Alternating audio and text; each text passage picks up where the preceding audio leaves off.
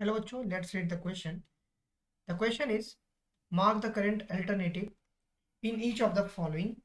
And the question is the figure formed by joining the midpoints of the adjacent side of a rhombus is A. Option is square, B is rectangle, C is trapezium, D is none of this. So first of all, let's talk about the key concept. So we know that what a rhombus has all sides equal and rhombus की हर एक side equals होती है और साथ ही साथ जो rhombus के diagonal होते हैं and diagonal bisects at 90 degree, right. Diagonal bisect करते हैं 90 डिग्री पर। तो लेट्स से अगर हम एक रोम्बस ड्रॉ करते हैं तो let's draw the rhombus here first. हमने एक रोम्बस ड्रॉ किया, let's say this is my rhombus.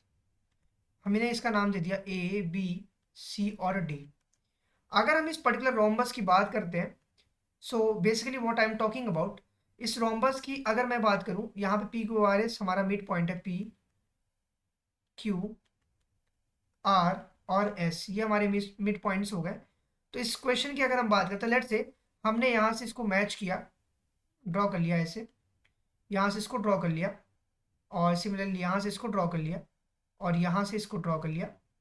So from this figure you can say that it may be a rectangle but we have to check it now. अगर हम इस question की बात करें, हमने यहाँ से A से लेके C तक एक ड्रॉ कर लिया line like this.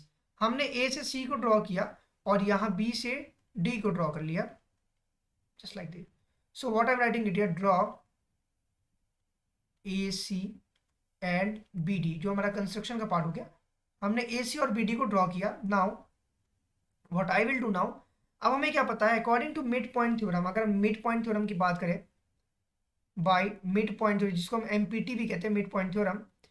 Mid point theorem के हिसाब से अगर हम बात करें, जो एसपी है बेसिकली एसपी क्या है, हमारा पैरेलल है किसके, बीडी के।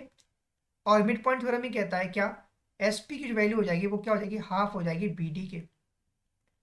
सिमिलरली हम लिख सकते हैं क्या, अगर मैं आर क्यू की बात करूं, यहाँ पे आर क्यू ये पोर्शन किसके पैरेलल है, यहाँ पर R Q is parallel to B D. So R Q is parallel to B D. अगर ये पैरेलल है तो आर क्यू जो होगा, R Q is equal to 1/2 हो जाएगा बी डी के। अब हम यहाँ से एक चीज we can justify it here from this 2 point of observation. क्या, इसको अगर मैं फर्स्ट मान लूँ, इसको सेकेंड मान लूँ, तो हम क्या कर सकते हैं, जो आर क्यू की वैल्यूज है वो अगर एस पी की वैल्यू ये आ रही है और इधर आर क्यू की वैल्यू ये आ रही है, इसका मतलब आर क्यू और एस पी दोनों आपस में बराबर हो जाएंगे। अगर दोनों आपस में बराबर होंगे तो ये तब बराबर होंगे जब S P is parallel to what, R Q. तब एस पी की वैल्यू आर क्यू की बराबर हो जाएगी, कहाँ से, फ्रॉम 1 एंड 2। अगर हम 1 एंड 2 से बात करते हैं तो हमें ये एस पी की वैल्यू दैट इज पैरेलल हो जाएगा आर क्यू के। अगर एस पी आर क्यू के पैरेलल है, इसका मतलब पी क्यू आर एस क्या है, एक पैरेललोग्राम है। So P Q R S is a parallelogram. तो पी क्यू आर एस मेरा एक पैरेललोग्राम हो गया।